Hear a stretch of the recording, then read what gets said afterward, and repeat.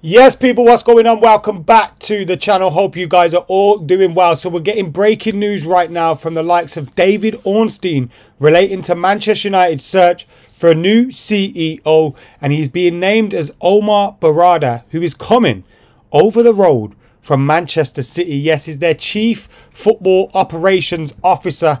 I think I've got that right. And he's been poached by Manchester United, Sir Jim Ratcliffe and Ineos crew to come over to Old Trafford and sit on the board of directors and help run things at Manchester United. We'll get stuck into the full details, but Sir Jim Ratcliffe getting to work very, very early. The move or the ownership, the transfer of 25% ownership to Sir Jim Ratcliffe and Ineos hasn't been ratified by the Premier League yet, but we've seen a presence from Sir Jim Ratcliffe at Carrington, at Old Trafford, at the matches or at a match. And now we're seeing his influence and the influence of the Ineos team in the appointment of Omar Barada from Manchester City.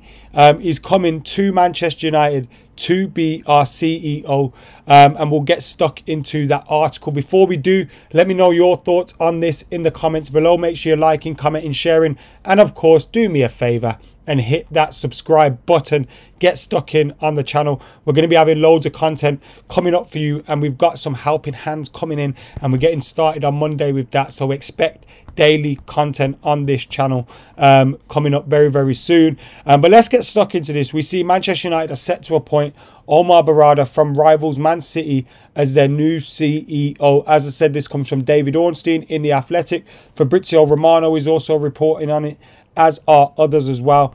And I think Manchester City have released a statement on his departure from the club. And we see Man United are set to pull off a huge surprise by appointing Omar Barada from Man City as their new chief executive. United have been looking for a CEO to succeed Richard Arnold, who left Old Trafford ahead of Ineos agreeing to buy a 25% stake in the club.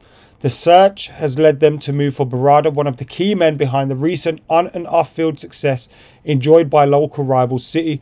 United was seeking a candidate with a proven track record in football as a priority, but also highly capable of running the business side.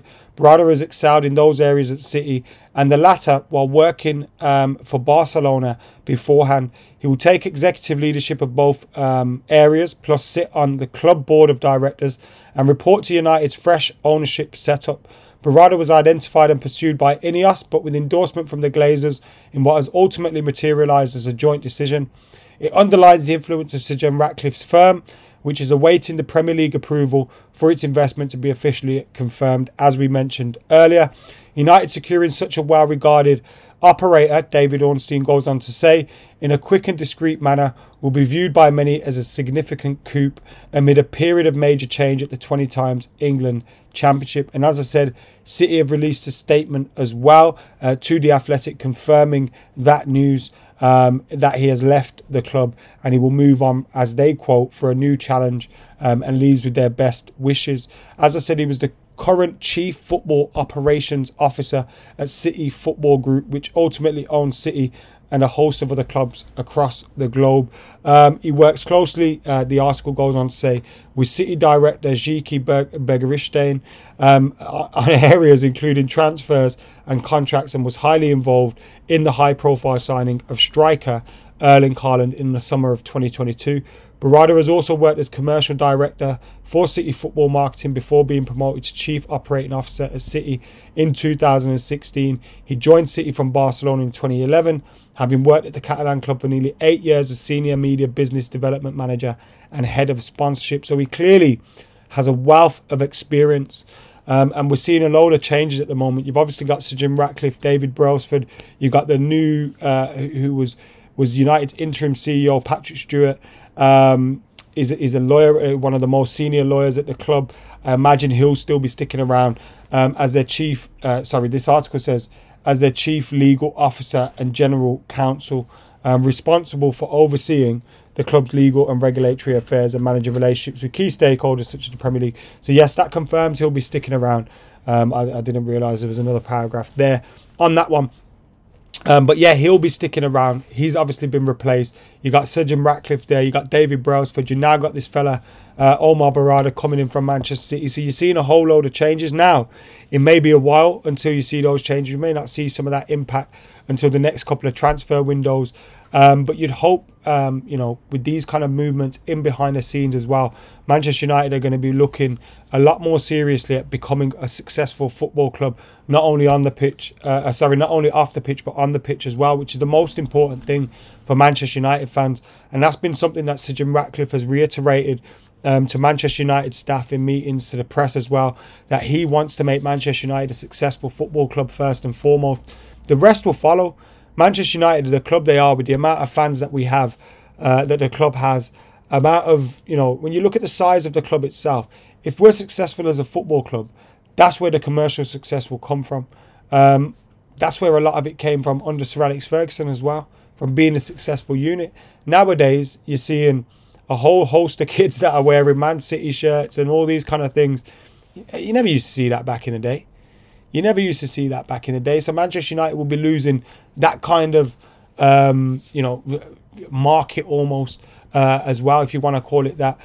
So, you know, United need to change a lot of things, but you're not going to be commercially successful in this day and age. You will be to a limit because of the name United have, but you're not going to maximise that if you're not being a successful football team.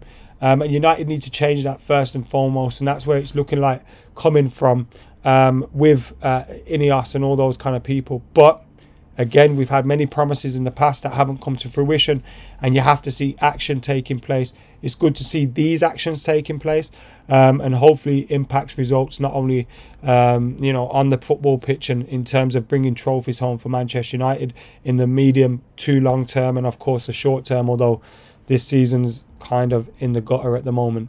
But yeah, good to see these kind of things happening.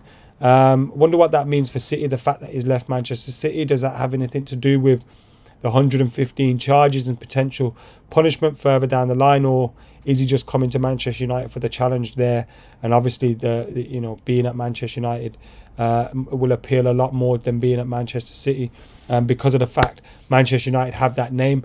But like we've said in this video, you can't live off that name for too long, and you've got to start being successful on the football pitch. And hopefully appointments like this will do that, and show a little bit of seriousness from the new co-owners of the club.